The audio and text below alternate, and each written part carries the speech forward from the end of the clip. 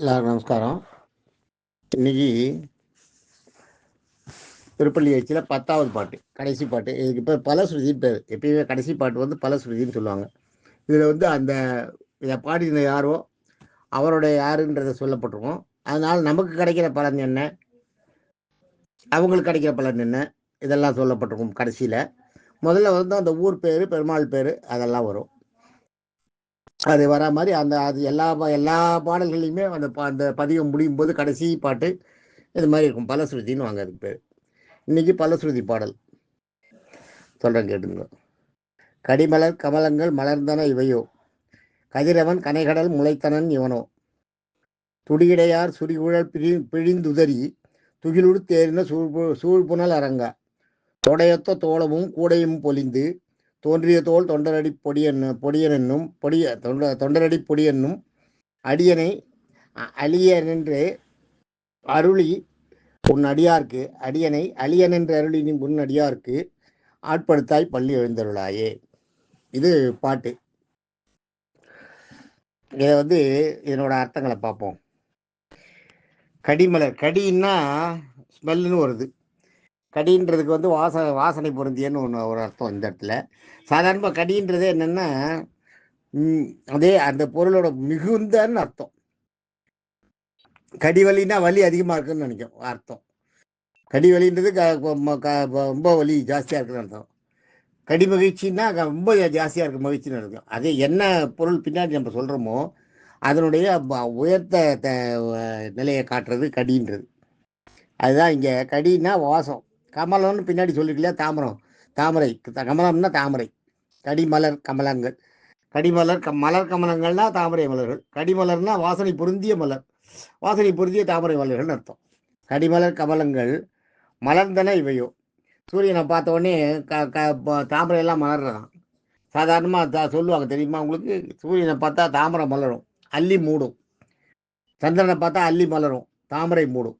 அதான் சாயந்தரம் ஆச்சுன்னா தாமரை பூக்கெல்லாம் அந்த இதை மூடிக்கும், அல்லி எல்லாம் விரிஞ்சிருக்கும். அதனால் ராத்திரியில் மலர்ந்துருக்க பூக்கு பேர் அல்லி தான், சந்தேகமாக வேண்டாம். சூரியன் வந்ததுன்னா அல்லி மூடிடும், தாமரை மலரும். அதுதான் இங்கே சொல்கிறார். கடிமலர் கமலங்கள் மலர்ந்தன இவையோ,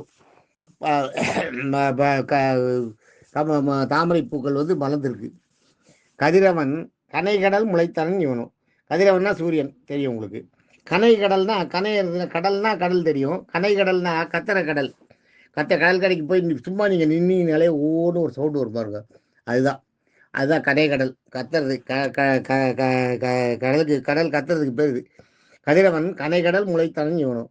கத்துக்கின்ற கடலுக்கு இதில் முறையில் சூரியன் உதிக்கிறான் பாருங்க. அதாவது அது விடிய காலை நம்ம சூரிய உதயத்தை பார்க்குறோம் இல்லையா, அது மாதிரி அந்த கடல்லேருந்து எழுந்து வராருப்பாரு எழுந்துருன்னு அது அர்த்தம் அதுக்கு. கதிரவன் கனைகடல் முளைத்தனன் இவனும். துடி இடையார், துடின்றது வந்து மெல்லியன்னு அர்த்தம். துடின்னா மெல்லிசா, அதாவது இடை சிறுத்து இருக்குன்றது சொல்ற. துடி இடையார் சின்ன மெலிந்த இடையுடைய பெண்கள். துடியிடையார்னா மெலிந்த இடையுடைய பெண்கள். சுரிகுழல், சுரின்றது வந்து சுருண்டுன்னு அர்த்தம். சுருண்டு இருக்கு இல்லையா, சுருட்ட முடியணுமே அது. சுரி குழல்னா கூந்தல், குழல்ன்றது கூந்தல். சுரிகுழல் பிழிந்து, அதாவது குளிச்சுட்டு காத்தால தலைமையில புழிஞ்சு உதறி, அதை பார்த்தீங்கன்னா தலையை உதருவாங்க, பார்த்துருக்கீங்களா? தலைமுடியை தட்டுவாங்க லேடிஸ், அப்படி கையில் வச்சு 2 கையில் இப்படி தட்டுவாங்க அந்த தண்ணி போகிறதுக்காக. சுரிகுழல் பிழிந்து உதறி, அதான் உதறதுன்றது, அதான் உதறி துகில் உடித்து ஏறினர். துகில்னா உடை, துணி, ட்ரெஸ்ஸை மாற்றிட்டு துகில் உடித்து ஏறினர். அதாவது லேடிஸ் சின்ன பசங்கள்லாம் காத்தால வந்து கரையில் குளிச்சுட்டு கடையை ஏறிட்டாங்க, தலையை உதறிட்டு துணியை கட்டிட்டு கடையை ஏறிட்டாங்கன்னு சொல்கிறாரு இந்த இடத்துல. அதால் பூ தாமரை பூ உதிச்சுட்டு சூரியன் மேலே வந்துட்டு இதில் கடல்லேருந்து மேலே வரான். பெண்களில் வந்து குளிச்சுட்டு தலைமுடியை உதறிட்டு துணியை கட்டிட்டு வரா. அதான் தொழிலுடுத்த சூழ்புணல் அரங்கா. சூழ்புணல்னா சூழ்ந்திருக்கிற, புனல்னா நீர், தண்ணி சுற்றி சூழ்ந்திருக்கிற. காவிரிக்கு நடுவில் தானே ஸ்ரீரங்கம் இருக்குது. அதனால் தொழிலெடுத்த சூழ்புணல் அரங்கா. திருவரங்கத்தில் இருக்கிற பெருமாளே, சுற்றி தண்ணி இருக்கிற, காவிரி சூழ்ந்திருக்கிற திருவாங்கத்து பெருமாளே அப்படின்னு. அதுக்கு அடுத்தது பாருங்க, இது வரைக்கும் முடிஞ்சுட்டா. முதல்ல வந்து அந்த அந்த ஊரோட அருமையை சொல்லிட்டாரா, கடிமலர் கமலங்கள் கதிரவன் அணைகடல் முளைத்தது. அடுத்தது துடியரை யார் சுரிவழி பிழிந்தேறி துயிலுடு தேர்ந்து சூப்பினாங்க. அப்போ இப்போ ஸ்ரீரங்கத்தோட பெருமை இந்த இடத்துல வந்துட்டு பாருங்க. பெண்கள்லாம் காத்தால் நான் 5 மணிக்கு எழுந்து குளிச்சுட்டு சூரிய உதயத்தப்போ வெளியில் வருவாளாம் தலையை உதறிண்டு. அதுக்கு அந்த அந்த சூழ்பொருள் காவிரி சூழ்ந்திருக்கிற காவிரி கடை ஸ்ரீரங்கம், அது ஸ்ரீரங்கத்தோட புகழ் வந்துட்டா. அடுத்தது தொடையொத்த துமலமும். தொடைன்றது பெரியன்னு அர்த்தம். சாதாரணமாக தொடை, நம்ம தொடைன்றது நம்ம தொடையை சொல்லக்கூடாது. அது மாதிரி தொடை அந்த இதில் தான் சொல்கிறார். ஆனால் நம்ம அதை சொல்லக்கூடாது இந்த இடத்துல, ஏன்னா பெருமாளுக்கு போகிற மாலை, அதனால் தொடைன்றது சொல்கிறோம். தொடைன்னா பெரியன்னு அர்த்தம். தொடை ஒத்த, அதுக்கு ஈக்குவலான துவளம்னா மாலை. தோளம்னா மாலை, அதுதான் உங்களுக்கு தொடையொத்த தோளம்ன்ற. அப்புறம் இப்போ ஸ்ரீரங்கத்து மாலை பார்த்துருக்கீங்களா? பெருசாக இருக்கும். ஸ்ரீரங்கத்து மாலையை பார்த்தாலே வித்தியாசமாக தனியாக தெரியும். அதோட சைஸே வேறு மாதிரி இருக்கும். ஸ்ரீரங்கத்து மாலைன்னு வாங்க, சொல்கிறதே ஸ்ரீரங்கத்து மாலை வருதுன்னு வாங்க. அதான் தொடையொத்த துவளமும். அதை அடுத்து என்ன, தொடையொத்த தோளமும் கூடையும் பொலிந்துன்னா தோளில் அந்த கண்ணில் காட்சிக்கு படுறது. பொலிந்துன்றது காட்சிக்கு வருவார். கூடையில் வந்து அந்த பெரிய மாலையை வச்சு எடுத்துட்டு வராராம். பொலியும் தோன்றிய தோல் தொண்டர் அடிப்பொடியன் அதை வச்சு நான் வழியில் வராராம். அவர் தான் முதல்ல அந்த அவ்வளோ பெரிய மாலையை பெருமாளுக்கு செஞ்சு சாத்துறது வழக்கத்தில் கொண்டு வந்தது தொண்டர் அடிப்பொடி. அவர் தான், அவரோட நந்தவனம் தான் பின்னாடி இருக்கிறது அங்கே ஸ்ரீரங்கத்தில். அவர் தான் அவ்வளோ பெரிய மாலையை பண்ணி தொடையில் இதில் வச்சு கூடையில் வச்சு தூக்க முடியாது தூக்கின்னு வருவாராம். தோன்றிய தோளில் கூடையோட தோன்றிய தொண்டர் அடிப்பொடி. கூடையும் பொலிந்துன்னா காட்சி கொடுக்குறதுன்னு சொன்னேன் இல்லையா? கூடையும் பொலிந்து தோன்றிய தோல் கண்ணில் படுறாராம். தொண்டர் அடிப்பொடியனும், இந்த தொண்டர் அடிப்பொடின்ற இந்த பொடியனும் அடியனை, எண்ணெய் எப்பயுமே எண்ணெய்ன்னு சொல்லக்கூடாது. எண்ணெயினோ நான் வந்திருக்கேன்னு சொன்னால் அதில் சிறிய அகம்பாவம் இருக்கும். அதை மாற்றுறதுக்கு தான் அடியன்னு சொல்லணும். ராமானுஜர் வந்து 22 தரம் இவரை திருக்கோஷ்டியூர் நம்பிகளை சேவிக்க போனப்பையும் ஒவ்வொரு தரமும் இவர் வந்து என்ன போவாராம். போய் நான் ராமானுஜர் வந்திருக்கேன்னு வரான். நீ போயிட்டு நாளைக்கு வா, இன்னொரு நாள் வா அப்படின்னு சொல்லி அனுப்பிச்சிடுவான் திருக்கோஷ்டியூர். ஒவ்வொரு தரமும் இவர் வரதான் திருச்சியிலேருந்து ஸ்ரீரங்கத்துலேருந்து திருக்கோஷ்டியூருக்கு நடந்து போய் அவர் வந்து அப்புறம் வான்னு சொல்லி அனுப்பிச்சிட்டு வரான். கடைசியில் எதனால் இவர் இப்படி நம்மளுக்கு சொல்லிக் கொடுக்க மாட்டேங்கிறான்னு தெரிஞ்சு அதுக்கப்புறம் அடுத்தது கடைசியாக போனப்ப அடியேன் ராமானுஜன் வந்திருக்காருன்னு. அடியேன்னு அப்புறம் தான் பக்குவம் வந்திருக்கு உனக்குன்ட்டு பக்குவத்தை வச்சு அவருக்கு வந்து அந்த கர்ண மந்திரத்தை சொன்னாரான ஓம் நமோ நாராயணன்றது. அதுக்கப்புறம் அவர் வந்து அதை போய் யார்கிட்டையும் சொல்லக்கூடாதுன்னு திருக்கோஷி அப்படி சொல்கிறார். ஆனால் இவர் இல்லை சரின்னு கேட்டு போயிட்டு அங்கே இருக்க கோபுரத்து மேலே ஏறி சொல்லிடுறார். சொன்ன உடனே நீ சொன்னதுனால உனக்கு நரகம் தான் கிடைக்கும், நீ இது மாதிரி சொல்லக்கூடாது, நான் சொல்லி போய் சொன்னேன்னு சொன்னாராம். அப்போ திருக்கோஷியூர் நம்பிக்கை இவர் சொன்னாராம், அது இப்படி இல்லை, நான் ஒத்த நரகத்துக்கு போனால் பரவாயில்ல, ஆனால் இந்த ஊர் ஜனங்க இவ்வளோ பேர் சொர்க்கத்துக்கு போகிறா இல்லையா அந்த பேரை கேட்டு நான் சொன்ன மந்திரத்தை சொல்லி, அதனால் எனக்கு நரகம் கிடைச்சா பரவாயில்லன்னு சொல்கிறாராம். உடனே திருக்கோஷியூர் நம்பிக்கை ஞானம் பிறக்கிறதான்.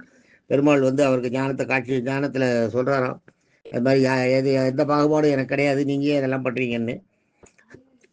அப்படியாக ஒரு ஹிஸ்ட்ரி வரும். அதுக்கப்புறம் திருக்கோஷியூர் நம்பி வந்து ராமானுஜரை வந்து இதுக்கு ஸ்ரீரங்கத்துக்கு ஆஸ்தான இதுன்றது தெரிஞ்சு அதுக்கப்புறம் அவர்கிட்ட வந்து நான் தெரியாமல் தப்பு பண்ணிட்டேன்னு மன்னிப்பு கேட்குறாரு கடைசியில், நான் அது மாதிரி சொல்லிட்டேன் அப்படின்னு.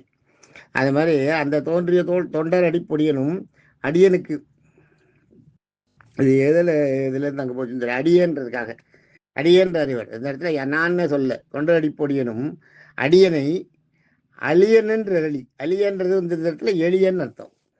அழியன் என்று அழின்னா என்னை வந்து தாசன் பெருமாளுக்கு இது பண்ணுவான், கட்டுப்பட்டவன் அடியன்றமே, அதுதான் அழியன். அழியன்றது வந்து தாசன் அர்த்தம். அடியனை அழியன் என்று அருளி, தாசன் என்ன உன்னுடைய அடியேனா அடிமையாக ஏற்றுண்டு அருளி உன் அடியாருக்கு, உன்னோட அடியவர்களுக்கு. அழியன் என்று அருளியுன் அடியாருக்குன்னு இருக்கும்.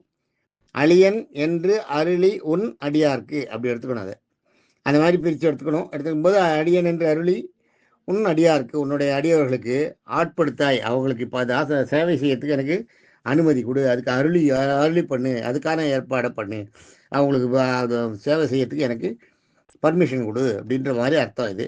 அதுக்கு எனக்கு அந்த அருளி அந்த ஆட்பட எல்லாரும் வந்து இந்த வேணும் மோட்டம் வேணும்லாம் கேட்பா இல்லையா? இவர் கேட்டது என்னன்னா, உனக்கு சேவை செய்கிற அடியார்களுக்கு அவளுக்கு தொண்டு செய்யறதுக்கு எனக்கு அந்த பாக்கியத்தை கொடு அப்படின்னு கேட்குறாரு. கேட்டு ஆட்படுத்தாய் பள்ளி எழுந்தடாயே, நீ எழுந்துரு அப்படின்னு சொல்கிறதா இந்த பாட்டு முடிகிறது. தொண்டை திருப்பள்ளி வச்சு தொண்டை ஆழ்வாரோட பாசுரம் இது. ரொம்ப விசேஷம் இந்த 10 பாசுரம். தினம் கோவில்களில் வந்து திருப்பாவையும் திருப்பள்ளி வச்சியும் போடுவான். பேசிக் பல்லாண்டு திருப்பாவை திருப்பள்ளி வச்சு இது 3 வெரி பேசிக். அது சொல்லணும், சொல்கிறாங்களோ சொல்லலையோ தெரியல. ஆனால் கோவில் திறந்த உடனே பெருமாளை எழுப்பத்துக்கு வந்து இந்த திருப்பள்ளி வச்சு 10 பாட்டை இன்னும் கொஞ்சம் பெரிய கோவில்கள் எல்லாம் நடந்துன்னு தான் இருக்குது. காத்தால விஸ்வரூப சேவைன்னு உப்புளி பொங்கல், நாங்களாம் போனப்போ உப்புளி பொங்கலில் சாரங்கபாணி கோவிலில் எல்லாம் காத்தால விஸ்வரூப சேவை நடக்கும் 6 மணிக்கு. அதில் எல்லாம் சொல்லுவாங்க, நாங்கள் பார்ப்போம். ஸ்ரீரங்கத்திலே ஒரு தரம் போயிருக்கோம்னு நினைக்கிறேன். ஏதோ நாங்கள் 2 3 4 கோயிலில் போயிருக்கோம், எந்த கோயில் தெரியல. அந்த விஸ்வரூப சேவை சேவிக்கிறது ரொம்ப அதிர்ஷ்டம், கிடைக்காது விடிய காத்தால. அப்போ இந்த திருப்பள்ளி வச்சு சொல்லுவாள். தேங்க்யூ. நாளைக்கு வந்து நம்ம நாளையிலேருந்து வெண்ணெய் அளந்த குழுங்கும்னு நீராட்ட பதிகளை பார்ப்போம், பதியத்தை பார்ப்போம். தேங்க்யூ.